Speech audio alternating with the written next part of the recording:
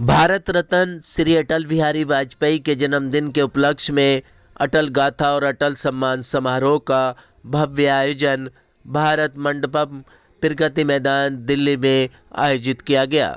इस कार्यक्रम में देश भर से 16 विभूतियों को अटल सम्मान देकर नवाजा गया।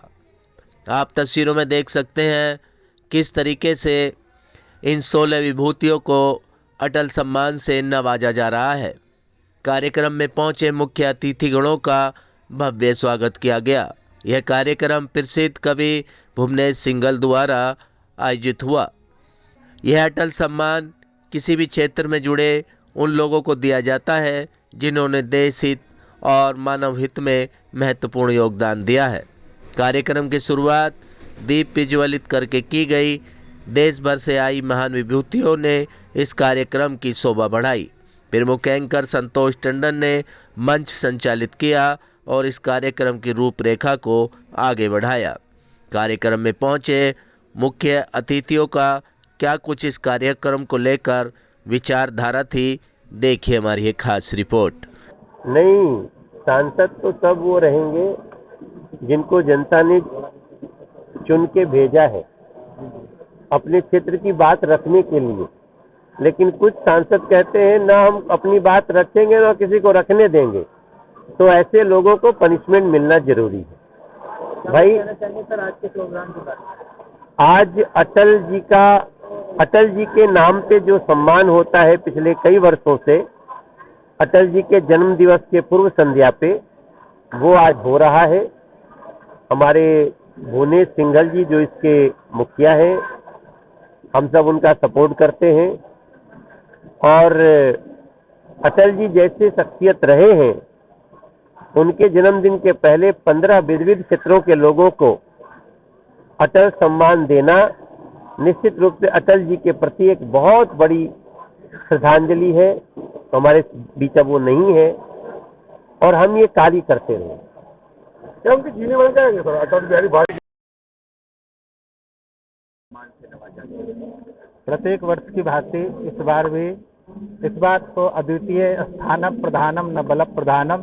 इस बार स्थान की महत्ता है। भारत मंडपम में बहुत ही अद्भुत और दिव्य भव्यतम कार्यक्रम या अटल सम्मान समारोह और अटल गाथा गाई जा रही है। और विशेष करके अटल जी की जयंती हम सबको, विशेष में जो अयोध्या में भव्य श्री राम मंदिर का निर्माण हो चुका है और वहाँ पे रामलला विराजित होने वाले हैं 22 जनवरी को। और अभिजीत मुहूर्त में 12:17 से लेकर के 1:27 में अभिजीत मुहूर्त में रामलला अपने घर में विराजित होंगे। तो सभी सनातनियों से निवेदन है कि अटल जी की जयंती तभी सार्थक होगी जब अपने घरों में जो वर्षों से जिनकी तपस्या थी अटल जी की कि भव्य श्री राम मंदिर का निर्माण हो, वो तो नहीं देख पाए। हम सब बड़े सौभाग्यशाली हैं जो ये अद्भुत क्षण हम लोग साक्षी बनेंगे। तो आप सब इस दिन दिवाली का महोत्सव मनाएं और जब भगवान श्री राम विराजित हो अभिजीत मुहूर्त में, तो सबके घरों में कम से कम 5 दीपक अवश्य जलाएं और भगवान श्री राम का जितना हो सके नाम का संकीर्तन करें। सबको अटल जयंती की बहुत बहुत बधाई, शुभकामनाएं। अटल थे, अटल हैं और अटल ही रहेंगे, इसलिए भारत का हर एक बच्चा अटल बने। आज अटल सम्मान का कार्यक्रम भारत मंडप में किया गया। वास्तव में अपने महापुरुषों को, ऐसे व्यक्तित्व जिन्होंने अपने देश के लिए, अपनी संस्कृति के लिए बहुत कुछ किया है, उनको याद करना चाहिए कि हमारी जो भावी पीढ़ी है, नई पीढ़ी है, वो भी उनसे प्रेरणा ले। तो उसके लिए भुवनेश सिंघल जी ने आयोजन किया है। बहुत साधुवाद योग्य और इस प्रकार के आयोजन होते रहने चाहिए।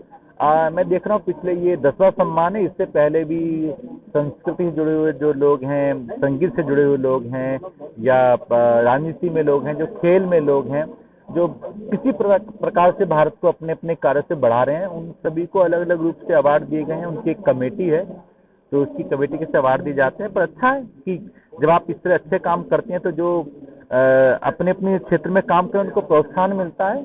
और इस संस्कृति के लिए ये अच्छा है कि हम लोग अटल जी को भी याद करते हैं और सब लोग अपने आप को अटल से जुड़ा मानते हैं, तो ये लोगों को अच्छी प्रेरणा मिलती है।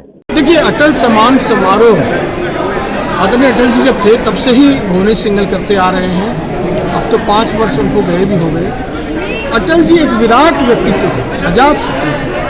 और अटल जी की 51 कविताएं हों, उनके भाषण के अंश हों, अटल जी का संसद का कोई भी वाक्य हो, हर वाक्य की कोई न कोई मार्गदर्शन देता है, देश को राह देता है, इंसानियत को। और एक जो भी एक मनुष्य के जीवन में जितनी भी चीज़ें आती हैं, ऊंचाइयों से लेकर बाधाओं तक, सब उसमें समाहित है। अटल जी वाकई एक विराट व्यक्ति थे और उनकी वाक्पटुता, वाक कुशलता, पूरा देश नहीं पूरा विश्व उनको इस रूप में पहचानता था। अटल जी से हमें बहुत सीखना चाहिए, पढ़ना चाहिए, उनको जानना चाहिए। आने वाली पीढ़ी के लिए वो निश्चित रूप से, और वो हमारे यहाँ तो सड़कों के, राजमार्गों के और मोबाइल के भी क्रांति के जनक थे। तो निश्चित रूप से ऐसे उदार हृदय अटल जी को आज उनके लिए आज 16 लोगों को यहाँ अवार्ड दिया गया है। मैं भी पूरी समय यहाँ रहा हूँ और आदरणीय मीनाक्षी लेखी जी, मनोज तिवारी जी का भी सानिध्य मिला। मैं सभी को बहुत बहुत बधाई देता हूँ। जी देखिए, कितनी बड़ी गरिमा का विषय है कि उस व्यक्तित्व के नाम पर एक अटल सम्मान है, जिनका नाम ही न केवल अटल था बल्कि वो भारतीय जनता पार्टी के और पूरे देश के एक अटल, जिसे कहते हैं कि एक स्वाभिमान थे इस देश के।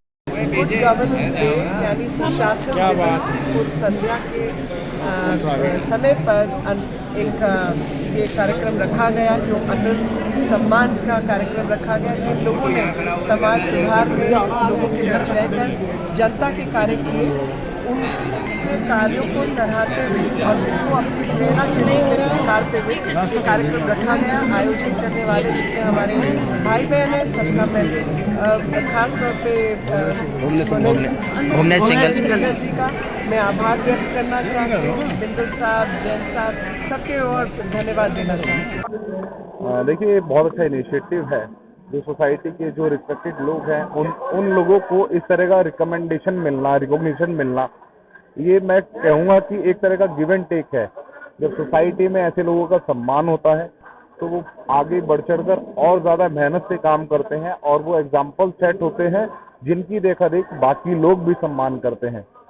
तो ये जो भी ऑर्गेनाइजिंग कमेटी है, ये अटल सम्मान की मैं शुक्रिया अदा करना चाहूँगा। उन लोगों ने इतना अच्छा प्लेटफॉर्म दिया इन 17 अवार्डीज को, और मैं चाहूँगा इस तरह की award ceremonies time to time ये करते रहें, और जो बाकी भी NGOs हैं या अदर एजेंसीज हैं, वो भी कुछ ना कुछ इंस्पिरेशन लें और इस तरीके से इन चीज़ों को, ऐसे अवार्डीज को टाइम टू टाइम सम्मानित करते रहें। क्योंकि हर वर्ष पूर्व प्रधानमंत्री और राष्ट्र कवि, हम सभी के चहेते आदरणीय अटल बिहारी वाजपेयी जी के जन्मदिन के पूर्व संध्या पे हम सभी अटल सम्मान ऑर्गेनाइज करते हैं और हमेशा हम सभी बहुत सारे नायाब रत्नों से मिलते हैं। इस बार हम लोगों ने 16 अलग अलग रत्नों से मुलाकात किया और इस मंच पर आकर उन सभी को सम्मानित करते हुए देखकर बहुत सारी प्रेरणा भी हुआ, क्योंकि हमें लगता है ऐसे लोग जो समाज के लिए लगातार काम करते हैं, वो किसी भी क्षेत्र से हो सकते हैं, वो कला क्षेत्र से भी हो सकते हैं, समाज सेवा क्षेत्र से हो सकते हैं, समाज सेवी भी हो सकते हैं, व्यापारी भी हो सकते हैं। तो उन सभी ने अपनी डेडिकेशन के साथ अपना राष्ट्रभक्ति को निभाया है। तो उन सभी साथियों को आज अटल सम्मान के 10वें संस्करण में सम्मानित होते हुए देखकर बहुत अच्छा लगा। बहुत ही अच्छा कार्यक्रम हमारे भारतीय जनता पार्टी के मंडल अध्यक्ष सिंघल जी राष्ट्रीय कवि भी हैं, हर साल ये कार्यक्रम करते हैं और आज मुझे इस बार इस कार्यक्रम में आने का मौका मिला। बहुत ही सुंदर कार्यक्रम और जिस तरह से उन्होंने अवार्डी का चयन किया वो बहुत अच्छा था। सामाजिक क्षेत्र में, राजनीतिक क्षेत्र में, चिकित्सा क्षेत्र में सभी लोग अपने अपने उत्कृष्ट कार्य जिन्होंने किया, उनमें से 16 या 17 लोगों को चुनकर यहाँ पर उन्हें अटल सम्मान से उन्होंने स्वागत किया है, सम्मानित किया है। बहुत ही अच्छा कार्यक्रम रहा है। आज सुशासन दिवस के मौके पर अटल बिहारी वाजपेयी जी के जन्म दिवस की पूर्व संध्या पर ये सुंदर कार्यक्रम रखा गया, इसके लिए बहुत धन्यवाद। देखिए, आज बहुत ही शुभ दिन है। कल स्वर्गीय अटल जी की जन्म जयंती है और अगर वो जिंदा रहते तो 99 वर्ष के होते। और आज जो लोग सम्मानित किए गए हैं, विभिन्न क्षेत्रों में जिन लोगों ने उत्कृष्ट कार्य किया है, उनको सम्मान दिया गया है। और अटल जी के जो सपने थे, और खास करके देखिए जो देश को जोड़ने की जितनी भी विधा है, सबकी जो उन्होंने जो नींव डाली, आज वो सब सामने दिख रहा है। चाहे वो आप जानते हैं गोल्डन कोऑर्डिनेटर की बात है, नेशनल हाईवे डेवलपमेंट प्रोजेक्ट की जो बात करते हैं, सभी भारतवर्ष के ग्रामों को जोड़ने की प्रधानमंत्री सड़क योजना की बात करते हैं। रेलवे में आप जान रहे हैं, रेलवे की जो स्थिति थी उस समय 17,500 करोड़ उन्होंने दिया था स्पेशल रेलवे सेफ्टी फंड में रेलवे को विकसित करने के लिए। आप जान रहे हैं कि हमारा जो पूरा का पूरा जो टेलीकॉम सेक्टर था, टेलीकॉम की पॉलिसी थी, जिसके चलते आज आप देख रहे हैं कि इतना बड़ा कनेक्टिविटी बढ़ा है। और उससे भी आप अगर देखिए, ये पूरा का पूरा जो हमारा जो सिविल एविएशन का सेक्टर है, उसमें भी अद्भुत काम। तो पूरे देश को जो आज आप देखते हैं कि जुड़ा हुआ है, इसमें अटल जी का बहुत बड़ा योगदान था। साथ ही देश की जो क्षमता देखी, पोखरान में जो हमारा है, उसमें जो टेस्ट हुआ था, न्यूक्लियर टेस्ट, भारतवर्ष एक न्यूक्लियर पावर बना।